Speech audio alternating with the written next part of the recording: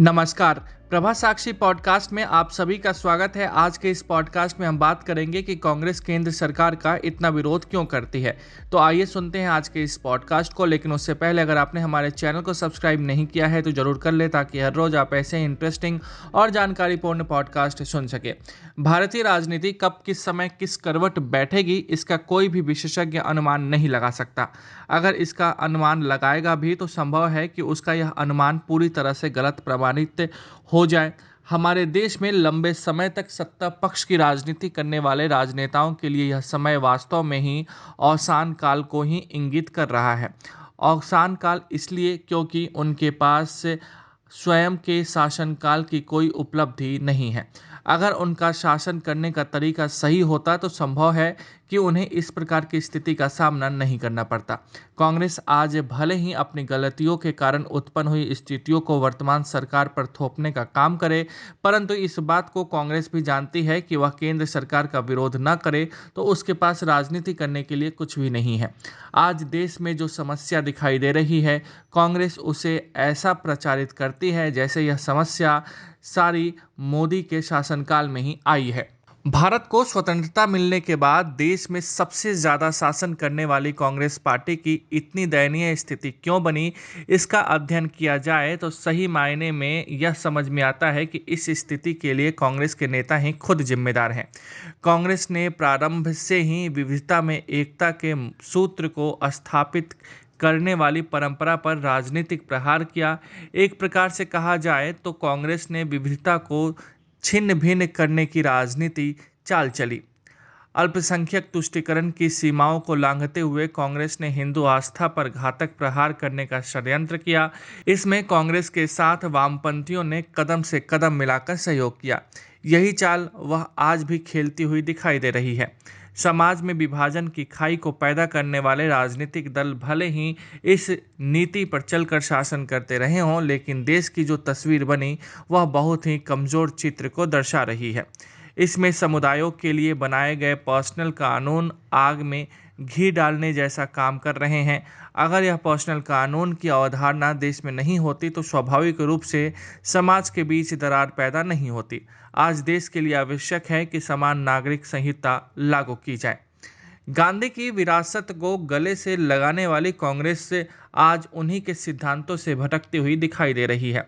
गांधी जी ने कहा था कि मैं एक ऐसे भारत का निर्माण करूंगा जिसमें कहीं भी ऊंच नीच का भाव नहीं हो, सांप्रदायिकता का अभाव हो, गौ हत्या पर पूरी तरह से प्रतिबंध हो और शराबबंदी हो। लेकिन आज हम क्या देखते हैं कि कांग्रेस ने गांधी के सिद्धांतों को निर्मूल साबित कर दिया है। आज की कांग्रेस ने समाज को वर्गों में बांटकर राजनीति की। इससे समाज में ऊंच नीच का भाव पैदा हुआ। इसी प्रकार केरल में कुछ वर्ष पूर्व कांग्रेस कार्यकर्ताओं ने सरेआम गौ हत्या की, वह भी प्रत्यक्ष रूप से देखा गया। हालांकि बाद में भले ही कांग्रेस ने गौ हत्या करने वाले कांग्रेस नेताओं को बाहर का रास्ता दिखा दिया। इससे बड़ी बात यही है कि कांग्रेस दिखावे की राजनीति करती है, मन में कुछ और भी चल रहा होता है।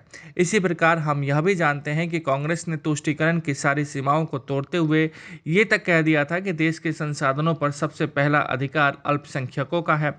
कांग्रेस की यह राजनीति सांप्रदायिकता को बढ़ावा देने वाली नहीं तो और क्या कही जाएगी। कांग्रेस के शासनकाल में भगवान राम द्वारा बनाए गए राम सेतु को तोड़ने का भरसक प्रयास किया गया। सरकार की ओर से न्यायालय में दिए गए शपथ पत्र में कांग्रेस की ओर से कहा गया कि भगवान राम एक काल्पनिक पात्र हैं, वे तो पैदा ही नहीं हुए थे। इस प्रकार के सोच रखने वाली कांग्रेस को भारत विरोधी कहना न्याय संगत ही कहा जाएगा। कांग्रेस नेता राहुल गांधी को तो कई बार उपहास का पात्र बनते हुए पूरे भारतवर्ष ने देखा है, लेकिन अब कांग्रेस भी अपने कार्यक्रमों के माध्यम से उपहास का पात्र बनती जा रही है। समाज की नज़रों से बहुत दूर जा चुकी कांग्रेस अपने आप को जनहितैषी साबित करने के लिए दम खम से प्रयास कर रही है, लेकिन यह दिखावे की राजनीति ही उसकी पोल खोलने का काम करती है। इससे यह साबित होता है कि कांग्रेस के नेता जो दिखाते हैं सत्यता उससे बहुत दूर है।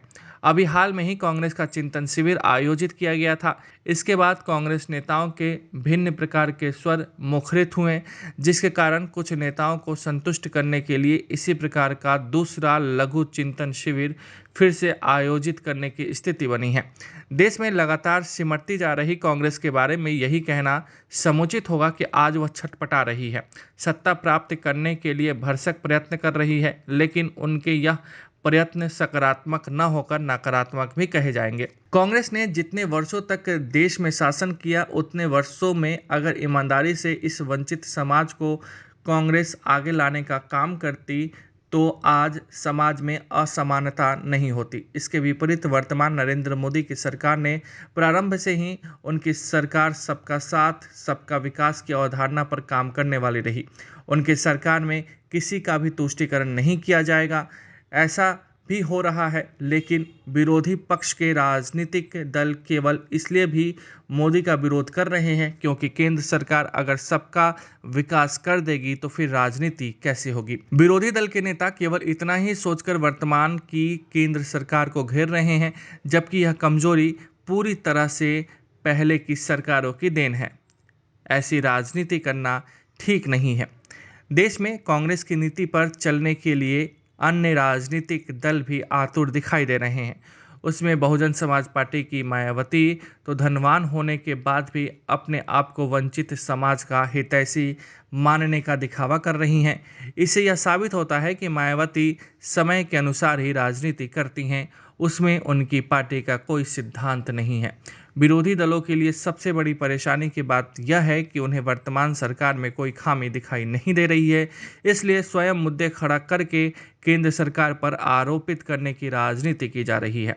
ऐसी राजनीति देश के स्वास्थ्य के लिए कतई ठीक नहीं कही जा सकती है।